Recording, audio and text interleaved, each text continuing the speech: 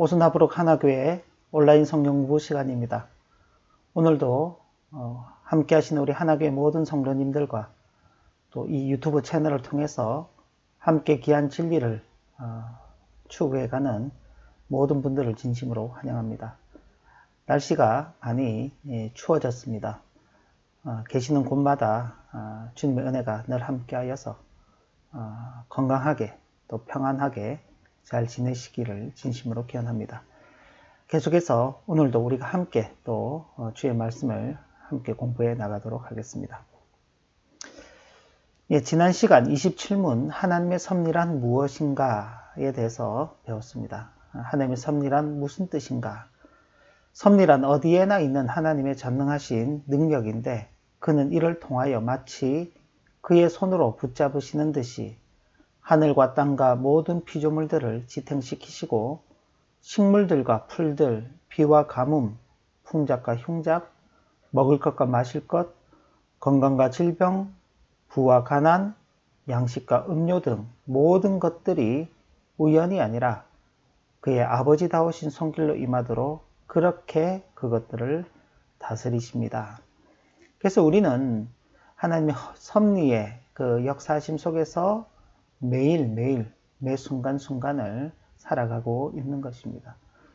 우리가 불행이라 여겨지는 모든 것들도 사탄 마귀가 주도해서 우리에게 찾아오는 것이 아니라 하나님께서 그 지혜로우시고 거룩하신 뜻에 의해서 우리를 훈련하시고 연단하셔 하나님의 자녀답게 빚어가시기 위해서 사용하시는 수단들로 받는다는 것이 바로 이 섭리에 대한 고백 속에 나타나고 있는 것입니다. 참으로 쉽지 않은 그런 시간들을 우리가 살아가고 있음에도 결코 우리가 절망하거나 또 낙담하지 않는 이유는 바로 이 하나님의 섭리의 손길이 우리를 붙잡고 계시기 때문에 그런 것입니다. 지금은 우리가 한없이 추락하는 것 같고 참 큰 길고 깊은 어두움 속으로 들어가는 것만 같을지라도 그래도 하나님께서 우리와 늘 함께 하신다는 사실을 우리가 확신할 수 있는데 지나간 한 2년 남짓되는 시간들을 한번 돌아보시고 참 그 긴 터널을 우리가 이미 지나왔다는 것입니다. 하나님께서 함께 하셨기 때문에 지나올 수 있었죠. 바로 그의 손으로 붙잡으시는 그 손길 아래에 우리는 살아가고 있기 때문에 그런 것입니다.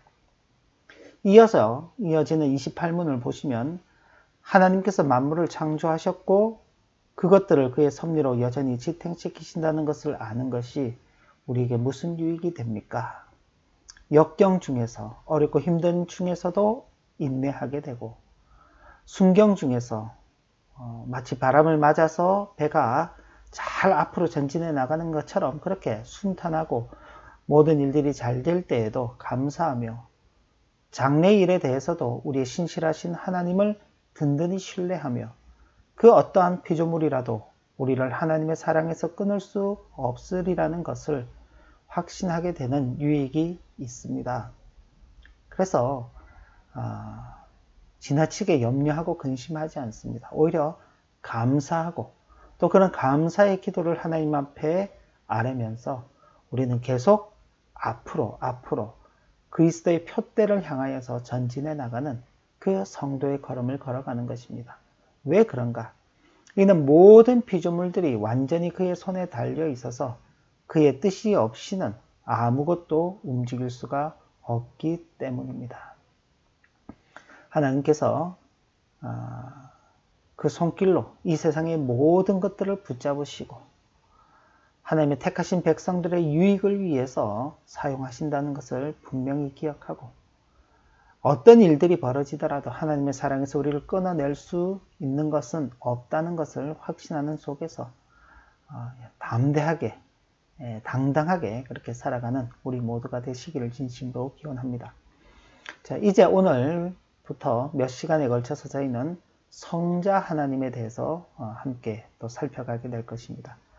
29문인데 위에 독일어 원문이 있고요. 아래에 번역되어 있는 내용이 있습니다. 우리 같이 한번 보시면 하나님의 아들을 왜 예수 즉 구주라 부릅니까? 그가 우리의 모든 죄에서 우리를 구원하시기 때문입니다. 또한 다른 어느 누구에게서 구원을 찾아서도 안 되며 발견할 수도 없기 때문입니다. 자, 예수만이 우리의 모든 죄에서 우리를 구원하시는 분이시다. 이 이제 가장 큰 이제 이유입니다. 그리고 또 다른 누구에게서 구원을 찾아서도 안 된다. 그리고 또 다른 누구에게서 구원을 발견할 수도 없다는 것입니다. 그러니 불가능한 일을 하는 것이죠. 예수 그리스도 외에 다른 구원자를 찾는다는 것 자체가 불가능한 것입니다.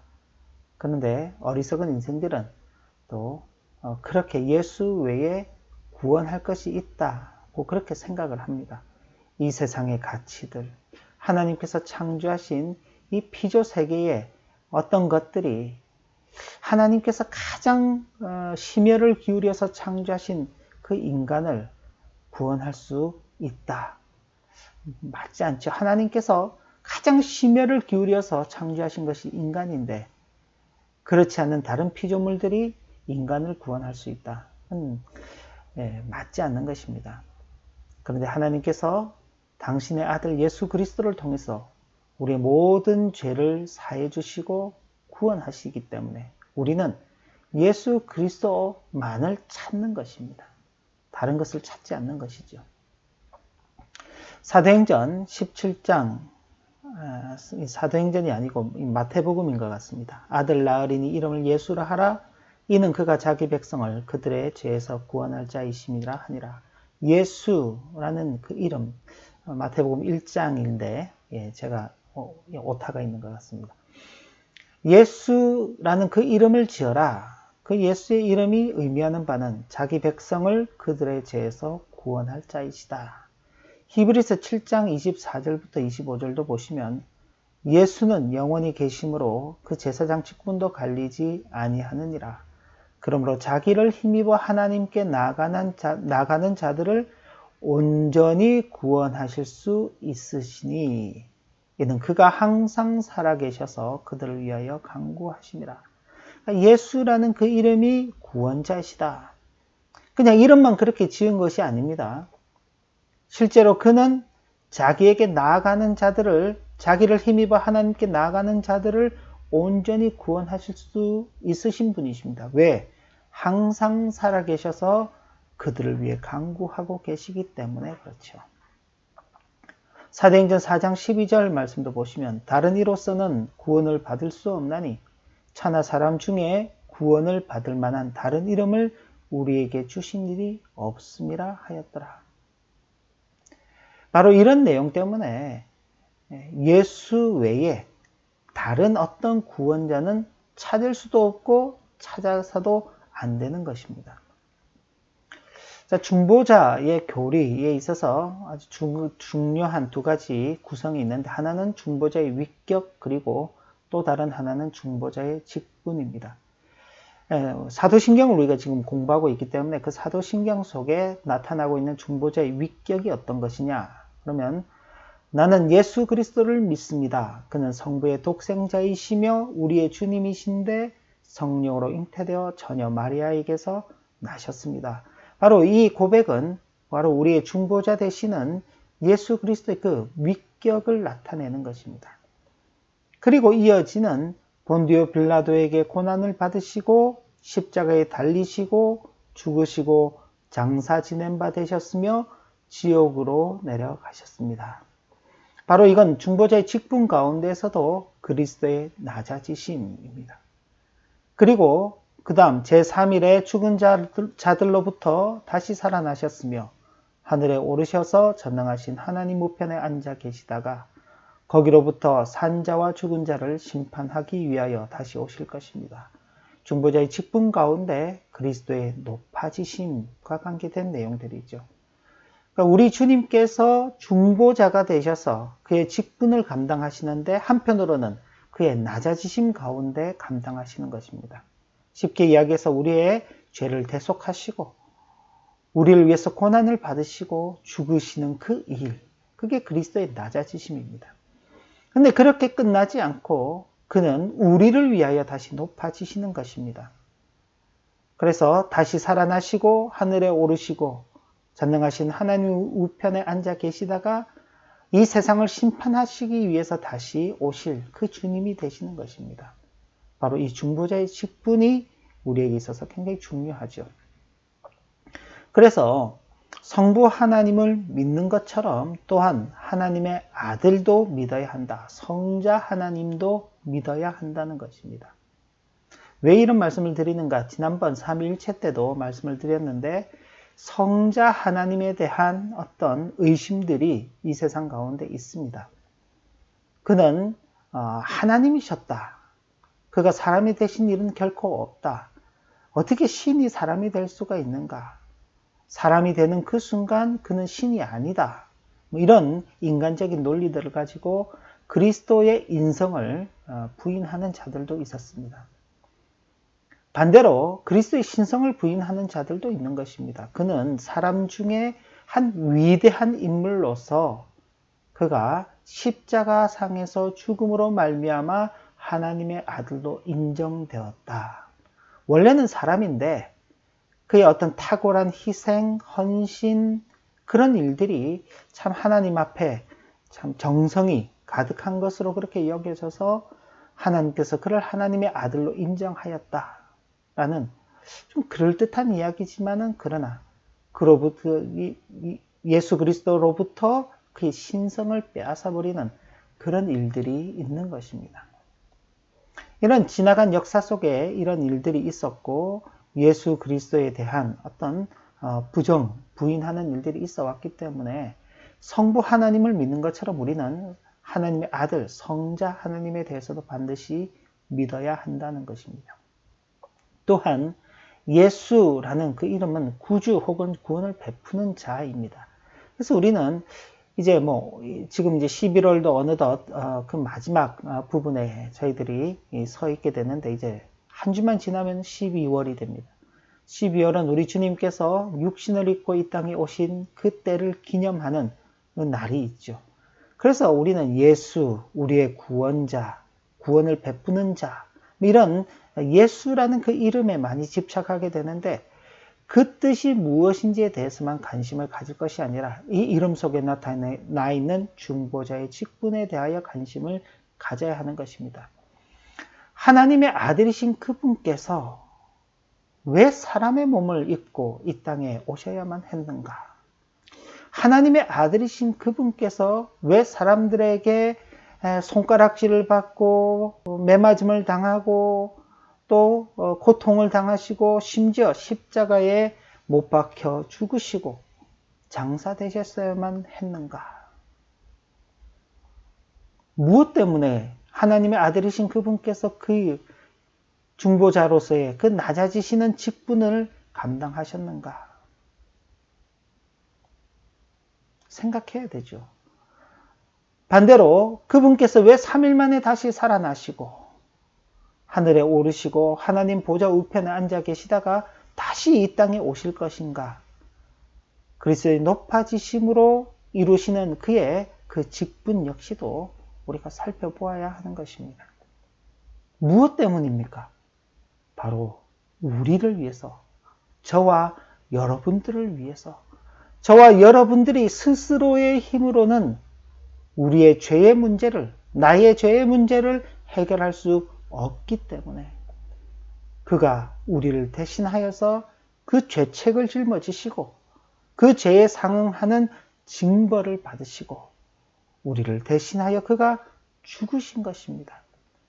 그가 채찍에 맞음으로 우리가 나음을 입은 것이죠.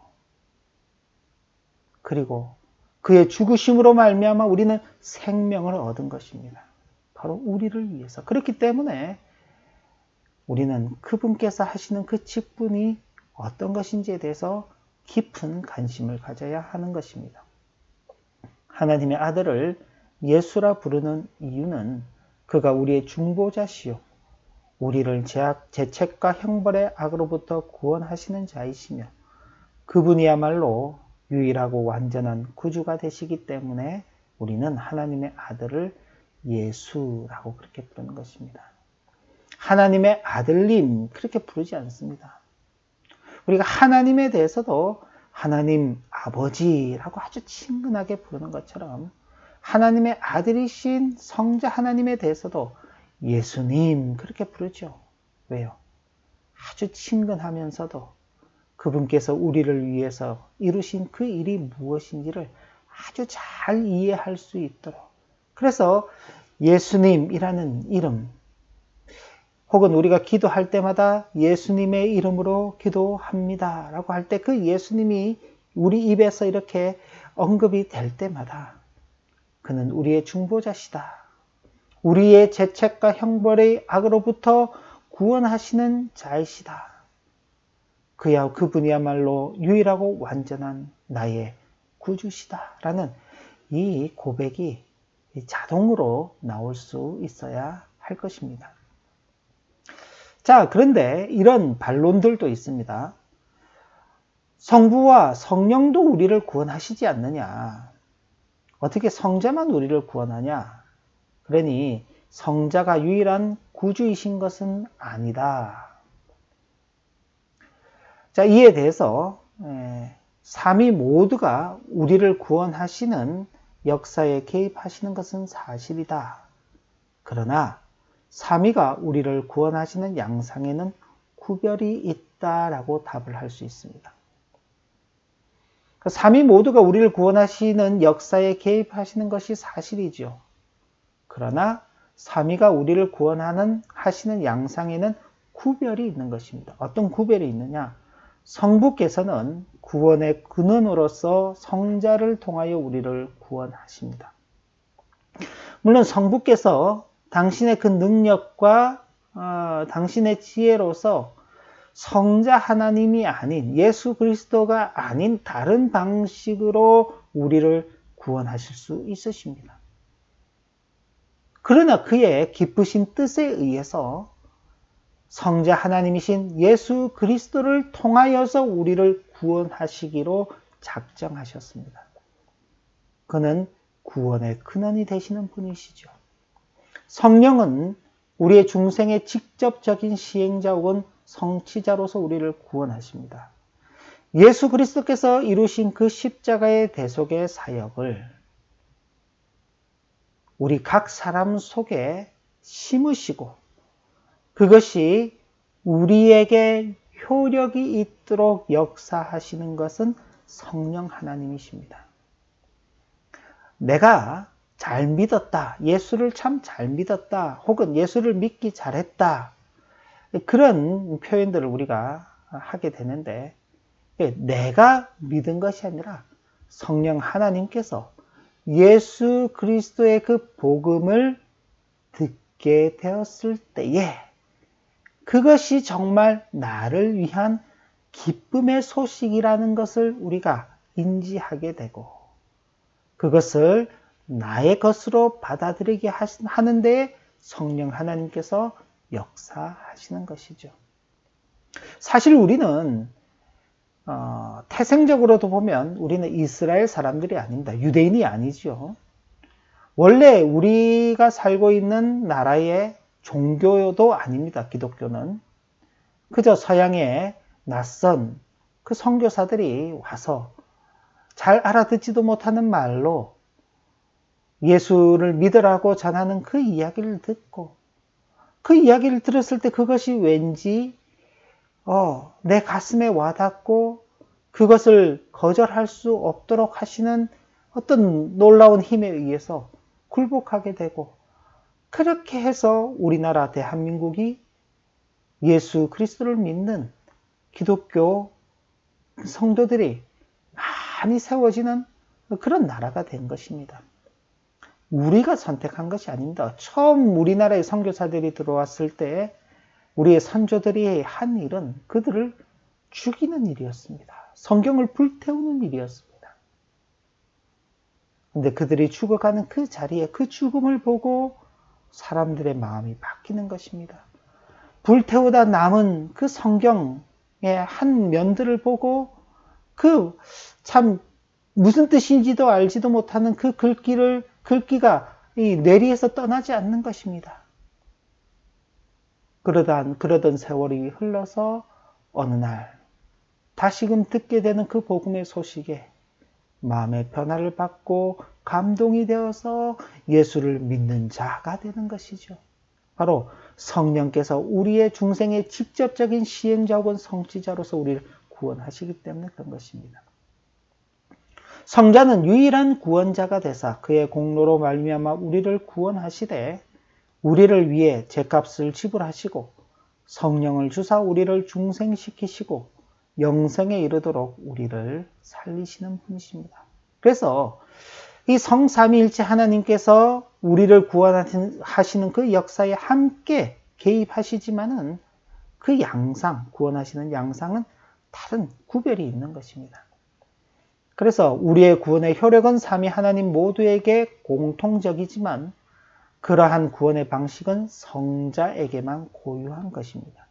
또한 성자를 가리켜 유일한 구주라 부르는 것은 모든 피조물에 대하여 그렇게 부르는 것입니다. 그러니까 모든 피조물과의 관계 속에서 유일한 구주는 성자 하나님밖에 없는 것입니다. 그러므로 모든 피조물들이 구원자가 아니다. 이 세상에 피조물 가운데는 어떤 구원자도 없는 것입니다. 그래서 유일한 구주는 성자 하나님입니다. 그러나 이런 뜻이 성부와 성령이 구원자가 아니시라는 것은 아니다는 점 잘 기억하시면 되겠습니다. 예수 그리스도가 우리의 구주이신 증거가 있습니다. 크게는 그의 공로와 그리고 그 공로에 대한 효력입니다. 먼저 공로를 보시면 그는 그의 공로 혹은 보상을 통해서 우리를 구원하신다. 그가 순종, 고난, 죽으심과 강구하심으로 공로를 세우사 우리를 위하여 제사함과 하나님과의 화목, 성령 그리고 구원과 영생을 획득하셨기 때문에 그리스도는 우리의 구주이시다는 것입니다. 그리고 그 공로가 우리에게 효력 있게 주어지는 것, 그것 때문에 그리스도가 우리의 구주이신 것입니다. 어떻게 해요? 그는 우리의 구주로서 그의 성령을 통하여 믿음으로 구속의 모든 은택을 우리에게 허락하시고 적용시키신다. 그는 그의 죽으심을 통해서 세우신 공로를 자기 홀로 가지고 계시지 않고 우리에게 나누어 주신다. 베풀어 주신다. 그는 자기 자신을 위해서가 아니라 우리의 중보자로서 우리를 위하여 구원과 영생을 값주고 사셨다. 우리가 우리의 생명을 우리의 것으로 값을 주고 사야 하는데 우리로서는 살 수가 없지요. 살 수가 없습니다. 그런데 그리스도께서 자기를 위한 것이 아닙니다. 바로 우리를 위하여 우리의 구원과 영생을 값주고 사신 것입니다.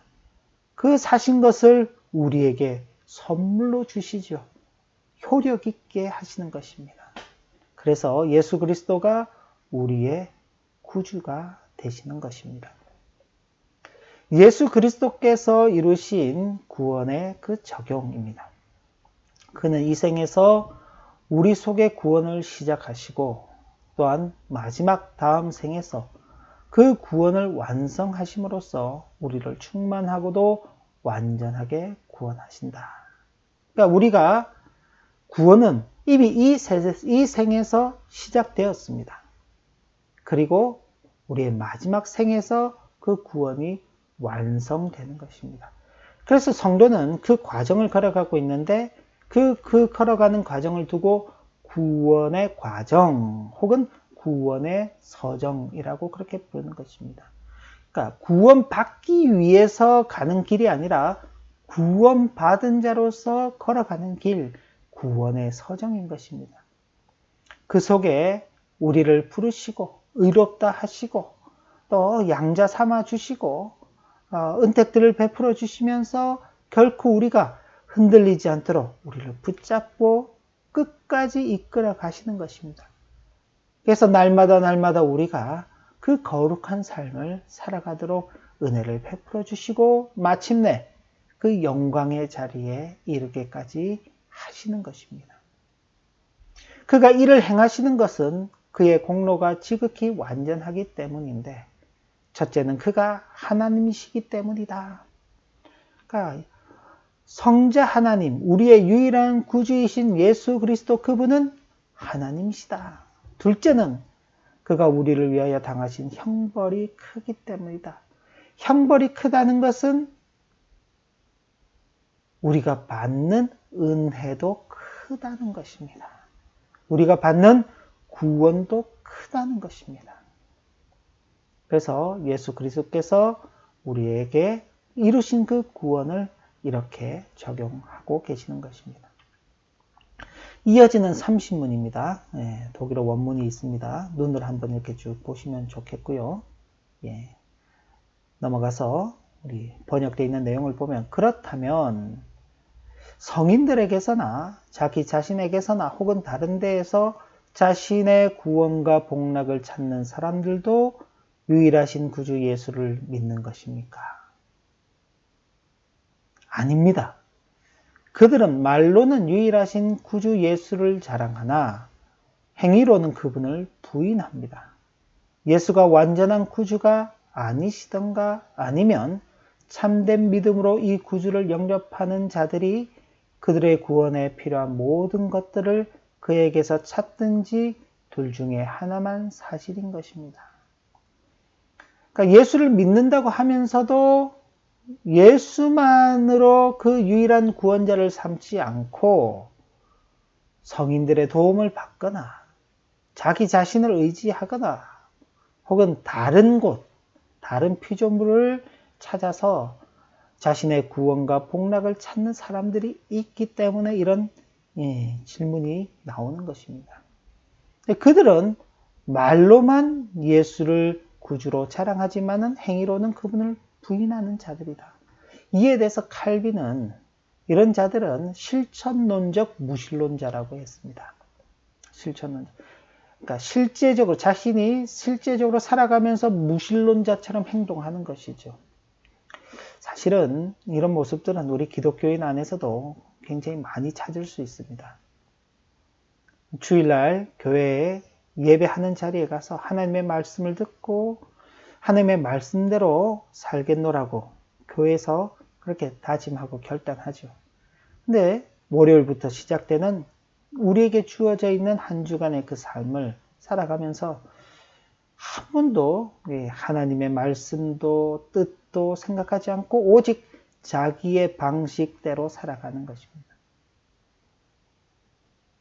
분명히 주일 예배할 때는 하나님의 말씀대로 살아가겠습니다 라고 했는데 정작 이 땅의 삶을 살아가는 그 일에 있어서는 하나님의 말씀도 하나님의 뜻도 다 사라져버리고 오직 자기의 뜻과 자기의 생각과 판단과 결정에 따라서 살아가는 것이죠. 실천론적 무신론자일 가능성이 높습니다. 우리 속에 늘 끊임없이 그런 것이 자리 잡기 때문에 매일매일 매 순간순간 하나님의 말씀을 묵상하고 하나님께 기도하고 성령 하나님의 인도하심을 간구해야 하는 것입니다. 그렇지 않으면은 어느 순간 갑자기 우리가 참 교회에 속해 있고 이런저런 직분을 가지고 있고 매주일마다 신앙생활을 한다고 그렇게 하지만은 나중에 주님 앞에 섰을 때 나더러 주여 주여 하는 자마다 다 내게 오지 않는다. 나는 도무지 너희들이 누군지 모른다 라고 그렇게 말씀하실 수 있는 것입니다. 왜 그런가? 예수가 우리의 유일한 구주시라는 것을 믿고 오직 그분만을 의지하고 그분 안에서 살아가는 그 자세를 우리에게 가르쳐 주시기 위해서 우리로 하여금 하나님 앞에서 신실하게 살아갈 그 책임을 요구하시는 것입니다. 참고 구절 보시면 고린도전서 1장 13절 그리스도께서 어찌 나뉘었느냐 바울이 너희를 위하여 십자가에 못 박혔으며 바울의 이름으로 너희가 세례를 받았느냐. 고린도 교회는 은사가 많았던 교회입니다. 여러 가지 은사들이 고린도전서를 보면 기록이 되어 있는데 은사가 많았던 교회만큼 또 거기는 다툼도 많았습니다. 특별히 이 세례 문제와 관계하여서 누구에게 세례를 받았느냐 하는 그 문제로 교회가 다툼이 굉장히 많았는데, 세례를 누구에게 받느냐가 중요한 게 아니죠. 세례는 성부와 성자와 성령의 이름 안으로 들어가는 것이 중요한 것이지, 세례를 아무에게 받았느냐가 중요하지 않은 것입니다. 근데 예수 그리스도를 의지하기보다는 누구에게 세례를 받았느냐라는 것을 더 의지하는 그 일에 대해서 사도 바울이 책망하는 것이죠. 갈라디아서 5장 4절 말씀을 보시면, 율법 안에서 의롭다함을 얻으려 하는 너희는 그리스도에게서 끊어지고 은혜에서 떨어진 자로다. 여기 율법 안에서 그러는데, 율법 안에서를 좀 다르게 바꾸면 자기 힘으로, 자기의 능력으로, 자기의 선택으로, 행위로 이렇게 표현할 수 있을 것입니다. 그러니까 믿음으로 의롭다 하심을 얻는 자, 그죠? 믿음입니다. 믿음이라는 것은 내 힘이 아니죠. 내 의지와 내 결단이 아닙니다. 앞서서 말씀드렸지만 성령 하나님께서, 성자 예수 그리스도께서 이루신 그 구원의 공로를 우리에게 효력 있게 적용하실 때에 주어지는 것이 바로 구원의 은혜지요. 그래서 믿음으로라는 것은 은혜로인 것입니다. 우리의 공로나 우리의 노력이 아닌, 우리의 선택이 아닌. 그런데 율법이다 라고 말하면은 행위로, 자기의 선택, 자기의 결단, 자기의 노력, 거기에 다른 여러 가지 것들도 덧붙여지는 것입니다. 성인들, 그죠? 자기 헌신, 어떤 고행을 한다든지 하는 것들이 들어가는 것입니다. 그런 것으로는 의롭다함을 받을 수 없다. 그런 것을 통해서 의롭다함을 받으려고 하면은 그리스도에게서 끊어진 자고 은혜에서 떨어진 자가 된다는 것입니다. 이사야서 9장 6절도 보시면, 이는 한 아기가 우리에게 낳고 한 아들을 우리에게 주신 바 되었는데 그의 어깨는 정사를 메었고 그의 이름은 기묘자라, 모사라, 전능하신 하나님이라, 영존하시는 아버지라, 평강의 왕이라 할 것입니다. 바로 예수 그리스도 안에서 주어지는 그 놀라운 은택들 여기 다 넣어놓은 것입니다. 그가 가지신 그 풍성한 은혜가 바로 이런 것들이다. 그리고 이어지는 골로새 1장 19절 20절 말씀을 보시면, 아버지께서는 모든 충만으로 어디 안에요? 예수 안에 거하게 하시고 그의 십자가의 피로 화평을 이루사 만물 곧 땅에 있는 것들이나 하늘에 있는 것들이 예수 그리스도로 말미암아 자기와 화목하게 되기를 기뻐하신다. 하나님께서는 충만한 것을 예수 안에 담아두시고 바로 그 예수로 말미암아 하나님 자신과 우리가 화목하게 되기를 기뻐하신다, 뜻하신다 라고 그렇게 말씀해 주고 있는 것입니다. 골로새서 2장 10절도 보시면, 너희도 그 안에서 충만하여졌으니 그는 모든 통치와 권세의 머리시니라. 그리스도 안에서 충만해지는 우리입니다. 요한복음 1장 16절도 보면, 우리가 다 그의 충만한 데서 받으니 은혜 위에 은혜로라. 그러니까 예수 그리스도의 그 충만하신 은혜 속에서 우리가 모든 것을 다 받아 누린다는 것입니다. 자, 이런 질문들이 제기되는 이유가 있습니다. 예수의 이름에 영광을 돌리면서도 동시에 자기들의 구원을 전적으로 혹은 부분적으로 성인들의 공로나 교황의 면죄부나 자기들 자신의 헌물이나 행위나 금식이나 기도 등 예수님 이외에 다른 곳에서 찾는 자들이 있기 때문에 그런 것입니다. 교황주의자들, 예수의 사람들, 기타 유사한 외식자들이 바로 여기에 속하는 것입니다. 예수님은 완전하고도 유일한 구주이시기에 구원을 다른 이들에게 넘기시거나 혹은 구원을 부분적으로만 베푸시는 법이 없고, 그가 홀로 그 구원 전체를 지극히 완전한 방식으로 베푸시기 때문에 자기들의 구원을 전적으로나 부분적으로나 다른 곳에서 찾는 자들은 모두 실상 예수님이 유일하고도 완전한 구주이심을 부인하는 것이 되는 것입니다. 바로 이런 일들이 있기 때문에 예수 이름 외에 다른 것을 의지하는 자들은 예수를 믿는 자들이 아닌 그 은혜에서 떠난 자들이 되고 예수에게서 끊어진 자가 된다라고 그렇게 강력하게 말씀하고 있는 것입니다. 그리스도의 강구하심과 성인들의 강구 사이에 차이가 있습니다. 그리스도의 강구하심은 자신의 고유한 위엄과 공로에서 나오는 효력으로 아버지께 우리를 위하여 강구하시는 것입니다. 반대로 성인들도 강구하죠. 성인들도 이 생에서 서로를 위해 기도하고 강구하며 그들 자신과 다른 이들을 위하여 구하는 선한 것들을 얻지만은 그것들을 얻는 것은 그들 자신이 가치 있는 존재이기 때문이 아니고 중보자의 위엄과 공로를 근거로 한 것이다. 다르죠? 그리스도는 자신의 위엄과 공로를 근거로 하여서 아버지께 우리를 위하여 강구하시는 것입니다. 그러나 성인들은 중보자의 위엄과 공로를 근거로 한 것이죠. 그리스도의 강구하심은 그 자신 덕분에 그 강구가 응답되며 또한 그 구하는 바가 이루어지는 것입니다. 그러나 성인들 자신이 그들의 공로와 가치 때문에 하나님께 사랑을 입고 또한 선한 것들을 얻는 것으로 생각하는 교황주의자들은 예수님의 직분과 영광을 노골적으로 욕되게 하는 것이요. 또한 그가 유일한 구주이심을 부인하는 것이 되는 것입니다.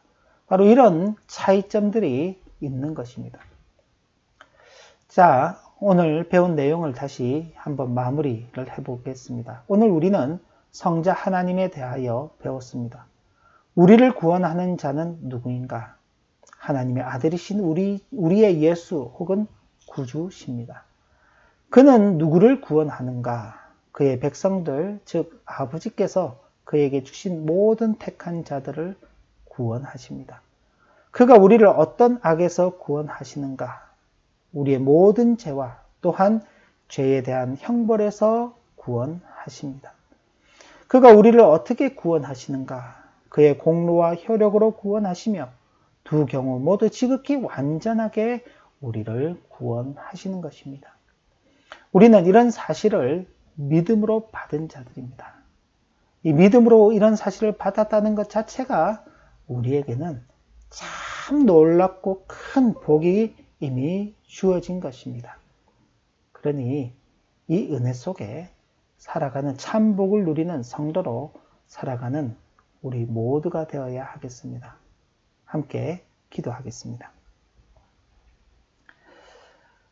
하나님 아버지, 오늘 성자 하나님이신 우리 주 예수 그리스도에 대하여 배웠습니다. 우리의 유일한 구원자이시오.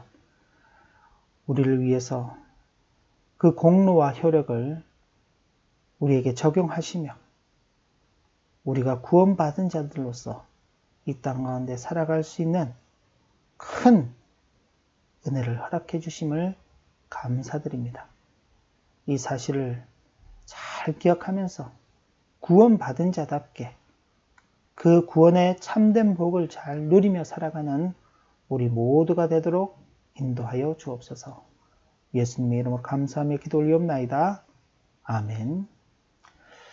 네, 한 가지 안내 말씀드리면 아마 말미 부분에 인터넷 연결이 좋지 않아서 아마 끊어졌을 수 있습니다. 제가 녹화된 영상을 다시 업로드를 할 테니 앞에 뒷부분을 잘 듣지 못하신 분들은 녹화된 영상을 다시 보시면 도움이 될 것입니다. 한 주간도 평안하시고 또 다음 주에 다시 뵙도록 하겠습니다.